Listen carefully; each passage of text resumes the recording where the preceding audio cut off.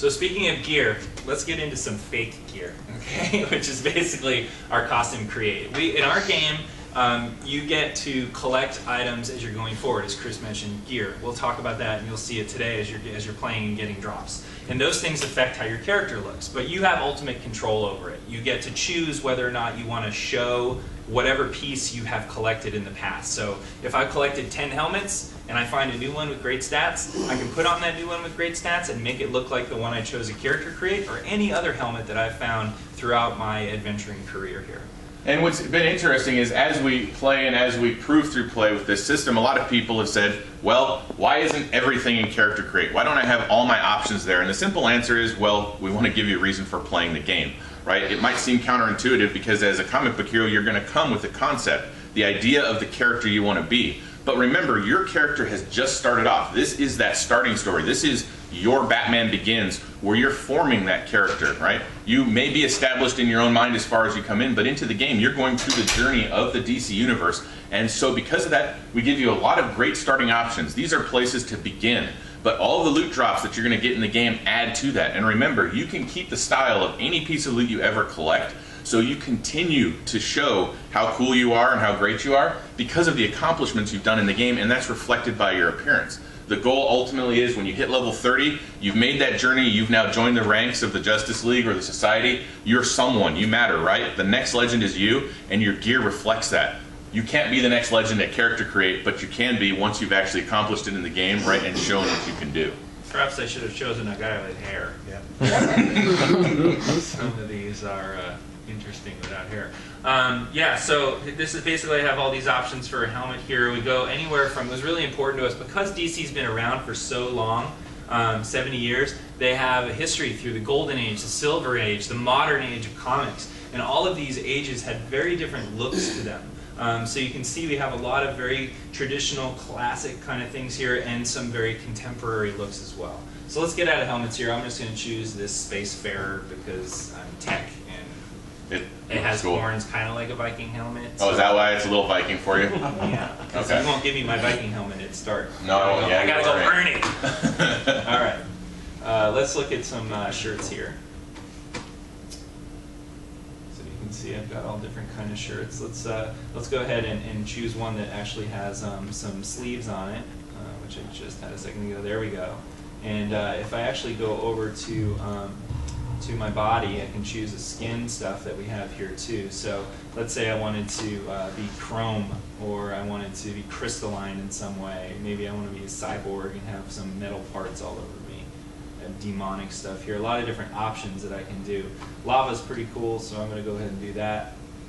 Choose that, and now you can see under my skin here where my sleeve is showing and my neck and stuff, I've got the cool skin texture that I can use. And there's the hair that you were missing. Yeah, maybe I can give myself. I'm going to overcompensate and go with the afro. Wait, you got to go back. That was too quick. I know. Well, I have to take my helmet off. Change my helmet here and see what that looks like. Yeah! Slime Crusader it is. Marketing is loving us right now. Afro Lava Samurai. That's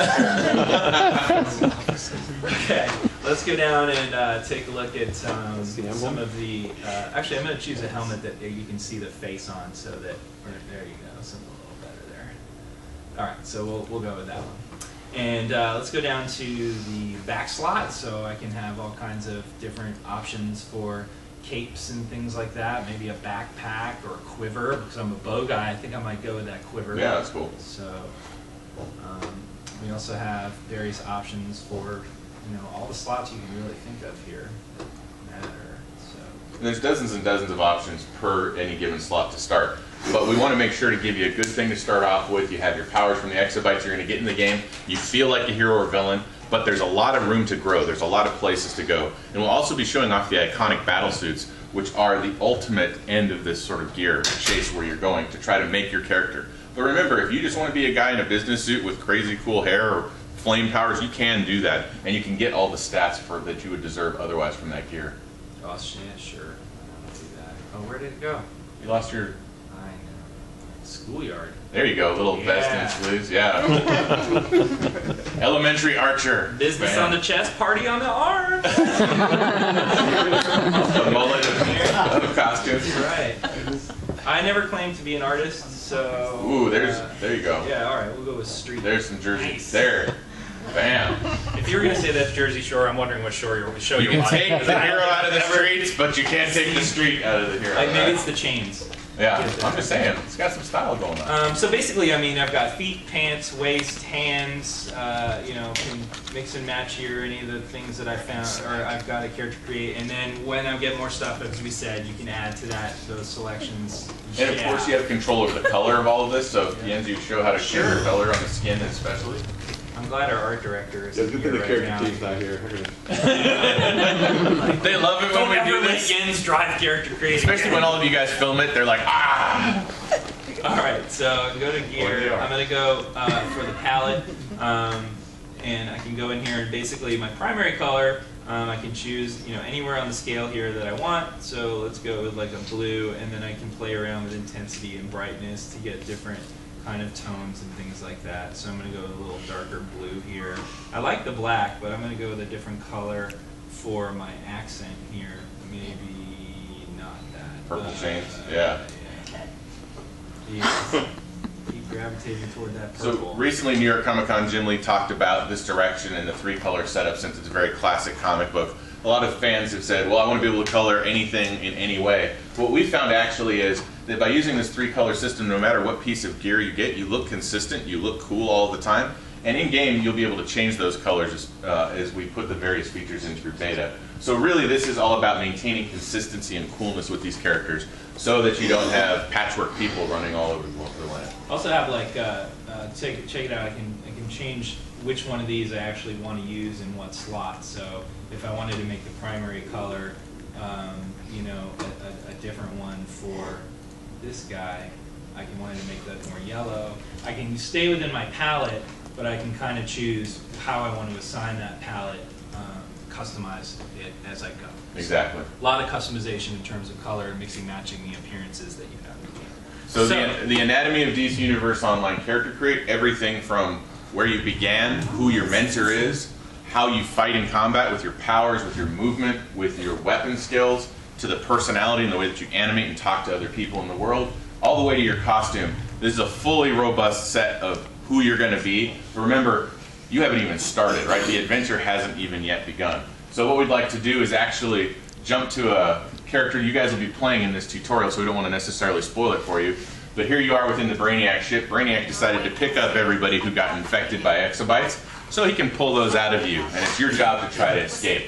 But we don't want to spoil that for you. We'll let you guys actually play that yourselves, and instead, we'll jump into one of the characters who's already been in the game a little bit and show off some of the city and the combat itself. All right, so I love Deathstroke, so I just went pretty much inspired by Deathstroke here on this guy. I haven't changed much about him, and unfortunately somebody already had heat stroke, so I made heat. Stroke. Oh, it's not it's like broke, but Heat stroke.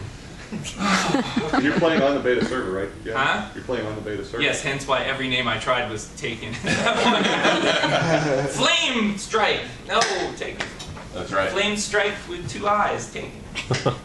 All right, so here we are. We're in Gotham. We're in the East End, and I've been directed over here by Batman because Scarecrow has unleashed fear gas in the area. You can see fear gas kind of floating through the air here. I'm being affected by it. All the people in the area are being affected by it, and I'm going to go ahead and talk to this hazmat guy here who's dealing with the situation. Oh man, good thing you're here. Look, I sent my team in to help the terrified civilians, but Scarecrow's goons are still pumping gas into the air, and they aren't taking too kindly to anyone getting in their way. Can you help me out? Sure, buddy, I'll do your job. Okay. It's your job, but I'll do it. Well, so the anatomy of this character is that he is an acrobat with staff and fire, so you'll be able to see some of these moves. And you can see the animations going through there as Jens hits the different combos. Anybody with a blue name is another tech hero already on beta doing the same mission. So you can see here, I can basically just tap it and it'll go through a very sequence of combos. I can also vary it up, maybe do a hold, because I bought this combo. I also bought a cool combo, which is a tap, hold, tap combo, which does a little more. And these things build as you go, and they have different effects that you can use. So I'm just going to actually get in here and get into some combat. I'll pop in acrobatic mode. Acrobatics lets me climb and scale things like this. I can run sideways on buildings and stuff, or I can just swoop straight down them, leap off into combat, things like that. So there's a lot we can do here. And you're going to see, when you're playing later today and you see a purple ring on the ground, I encourage you to go over and interact with it and take part in one of our races, where you get to actually use your acrobatic skill to try and complete a timed race challenge and get some rewards for that. So here we are, Jens is fighting against the Scarecrow's thugs, and he's trying to stop the fear gas generators from continuing to pollute the city. As you're tracking the course of the Scarecrow, because remember, this entire game is about your journey and fighting alongside and against these characters. So this isn't a quest where you're going to go get rat tails, right? You're actually against the Scarecrow goons, tracking him down, and ultimately will show you that you do face off against Scarecrow. So you can see here people are actually hallucinating, and I'm going to help this guy overcome his fears here by actually destroying his hallucinations. Or Scarecrow's basically made this gas which causes mass hallucinations to occur. So I'm actually going to save these people until the hazmat guys arrive. Now, of course, you question, why can you see the other dude's hallucinations? Well, you're there too, and the gas is beginning to affect you. So as you go through the episode, more and more you're going to have to be careful trying to discern what's real and what's not, based on Scarecrow's fear gas. There's another player on the beta server named Jets, who's a hero running around here. And interestingly enough, I don't really have to be worried about him near me and feel competitive. The second I damage this and he damages it a little bit, we can share the content. We both get credit. So it will be really easy for people to sort of, we call it soft grouping in a way. We're very friendly in terms of contribution to this content. So if I interact with this, another guy comes up and starts hitting my stuff, we're both going to get credit. Well, because heroes help heroes and villains, well, they'll at least help villains for a little while. And so our contribution rules are really generous. As long as you do about 30% of any given objective, that means 3 or 4 people can pile on and do it. And of course, if you're in a group, you can play. You're hallucinating. Not surprisingly, our game is more and more fun with more people, either fighting around them, or if you group up with them and just jump right in. And we have special modes at the end game dedicated to that. Here you see a collection. You're going to find clues and things and investigations all over the world which are going to give you rewards and little backstory on the DC Universe and the episodes that you're dealing with. Right, so each episode has a series of clues for you to find that are the investigations. In this case, Jens has just picked up his very first one. You can see feeds, headlines, renown, investigations, briefs, and collections, and things like that. So I don't have any collections yet because I just started. Investigations, I just started the Precipice of Fear, which is going to have a bunch of collections that I can do there. And we also have in here the player briefs, which are actually reports made by the various reporters like Lois Lane or Vicky Vale, where they actually talk about the characters. So maybe you don't know who Dr. Fate is. Well, don't worry, Lois has a news story on it that while you're going through the adventure, you'll actually be introduced. And that's actually one of the most important parts of the game, is this universe is rich, it's massive, and while a few marquee characters are well known, we need to introduce the entire universe so that we can tell a universe's worth of stories. And that's really what your experience in this game is about. So while you might really love your hero, you're really going to want to make a villain to see the other sides of this story, since more than half of the content is unique to each side. You're not going to really get a full view of the universe unless, of course, you experience it from both sides. Now, you can see here, the mini-map in the top right corner is telling me where I need to go. It's showing me the enemies on the map. I need to be in this red keg in order to, that red area in order to get credit for what I'm working on. On the right-hand side, my quests are sort of updating here. My mission is updating as I go through and kill these, or knock these guys out, rescue various hazmat dudes. We have main quest lines and side quests. You can find side quests inside the various areas where you're doing your main quest and pick up even more extra XP and some rewards. So, I'm going to fast forward here. Yeah, let's continue to play. An episode's usually made of 3 or 4 parts in the shared world leading up to an instanced encounter where you can face off against the boss. And that means most of the game is actually shared. A lot of people ask us, how much is each? What parts are you by yourself? What parts are you around other people? Most of the game, probably 80-85% of the game, you are either around people or you're intentionally grouping up with them to go take on a challenge.